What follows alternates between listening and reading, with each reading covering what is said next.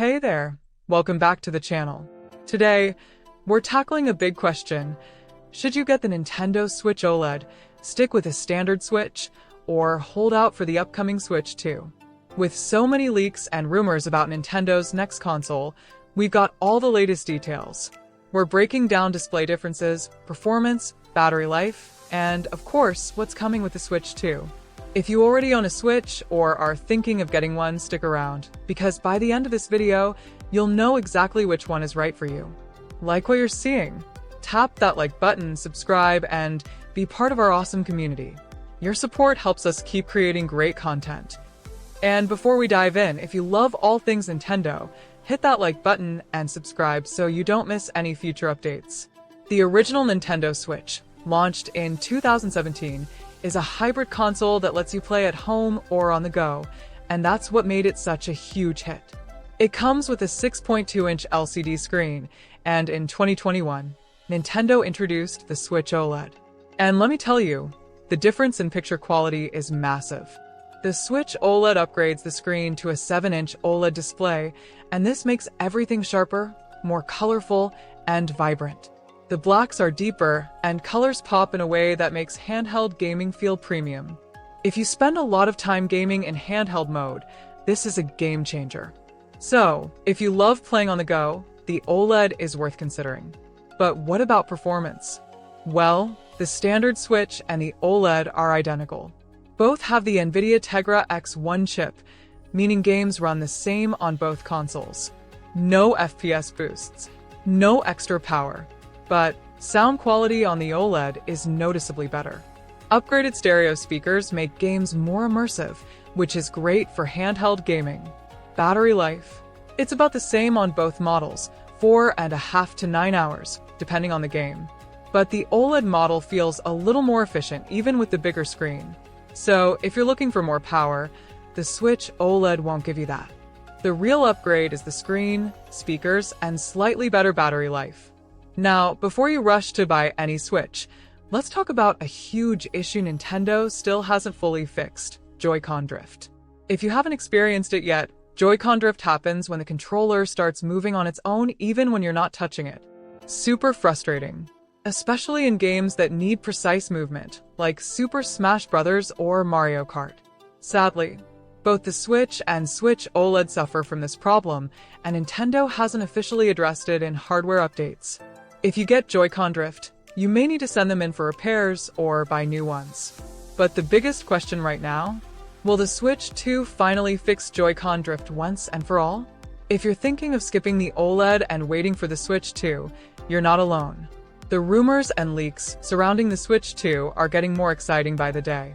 Here's what we know so far. The screen is rumored to be 7.9 inches, even bigger than the OLED. It's expected to have a custom NVIDIA processor for faster performance and better graphics. It may come with 8 GB of RAM and 64 GB of storage, making it more powerful than ever. It might even support 4K resolution when docked. That could make games look next-gen. And here's the big one: new Joy-Cons. Some leaks suggest they'll attach magnetically instead of sliding on rails. If true, this could finally fix Joy-Con drift. And the best part? The Switch 2 is expected to be backward compatible, so your existing Switch games should work on it. Plus, there's talk of a new Mario Kart game launching with the Switch 2. That alone is exciting. So, should you wait for the Switch 2? Well, if you want the best possible handheld experience right now, the Switch OLED is a fantastic upgrade. The screen is amazing, the sound is better, and it feels premium. But if you want next level of performance and are okay with waiting, the Switch 2 is shaping up to be a major upgrade. With 4K graphics, more power, and possible Joy-Con improvements, it could be a huge step forward. At the end of the day, it comes down to this. If you want to Switch now, go for the OLED. If you want the most powerful Nintendo experience, hold out for the Switch 2. So, let's wrap it up. If you game on the go a lot, the Switch OLED is worth it for the better screen and sound. If you mostly play docked, the standard Switch still holds up and saves you money. If you can wait for a bigger upgrade, the Switch 2 is looking like a major step forward. Nintendo hasn't officially revealed the Switch 2 yet, but rumors point to a late 2024 or early 2025 launch. So if you're excited about the Switch 2, make sure to subscribe and hit the bell icon because we'll keep you updated on every leak, trailer, and announcement. Let me know in the comments.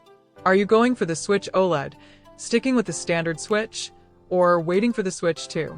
And if this video helped you out, give it a thumbs up and subscribe for more Nintendo news. But here's the thing, what about third-party games? One of the biggest concerns with the current Nintendo Switch is how well it runs third-party titles.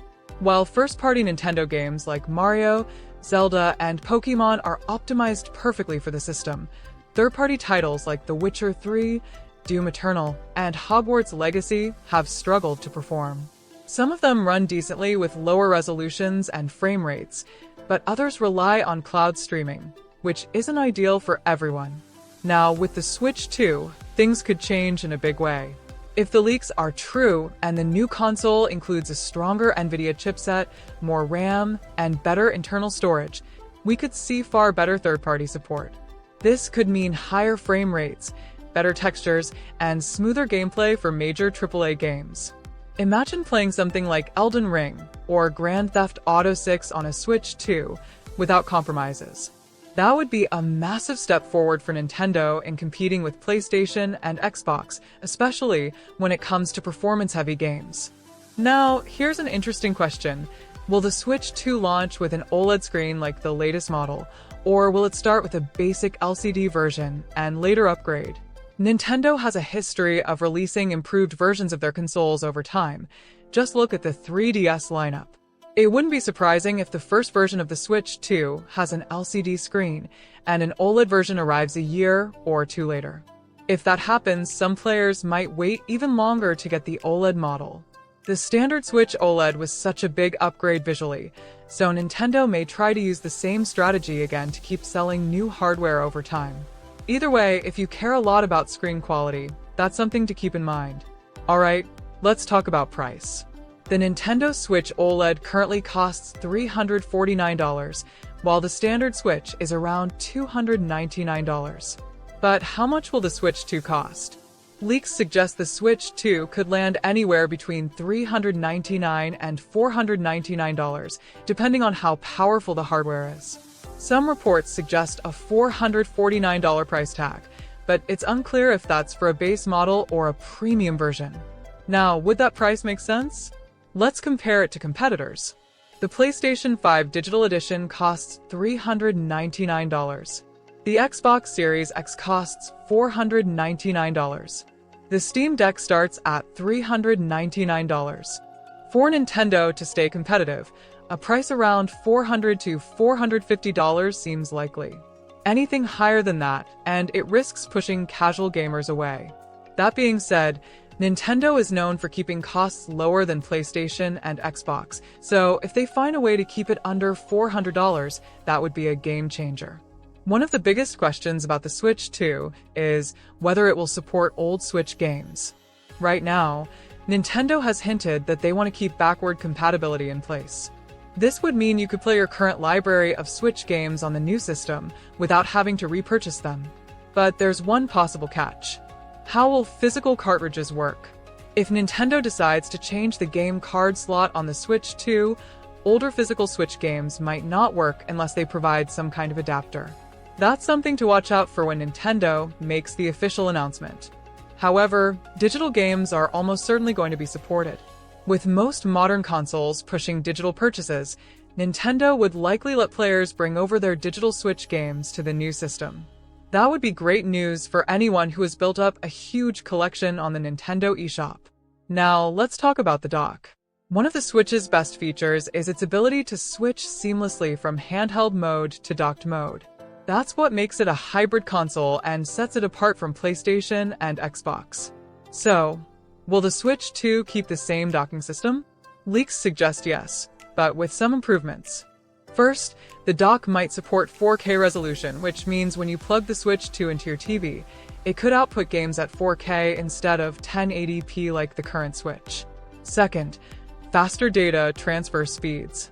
The current dock is a bit slow, especially when loading games or updating software.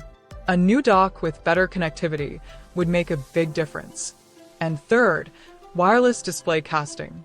Some rumors suggest the Switch 2 may allow you to connect to a TV wirelessly without needing the dock at all.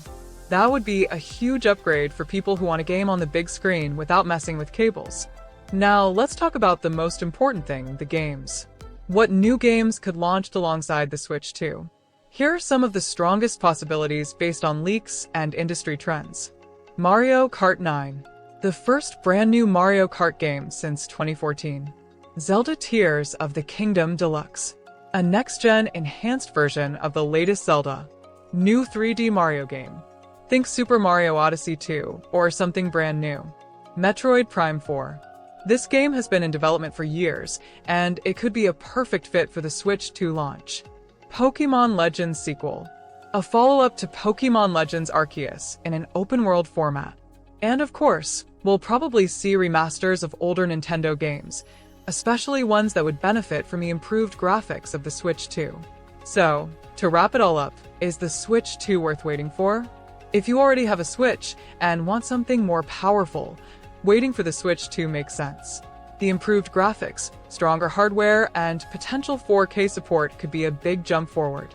But if you just want the best possible handheld experience right now, the Switch OLED is still a great buy, especially if the Switch 2 ends up costing significantly more.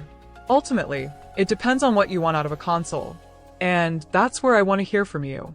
Are you planning to buy the Switch OLED, stick with your current Switch, or wait for the Switch 2? Let me know in the comments. And if you enjoyed this breakdown, hit that like button, subscribe, and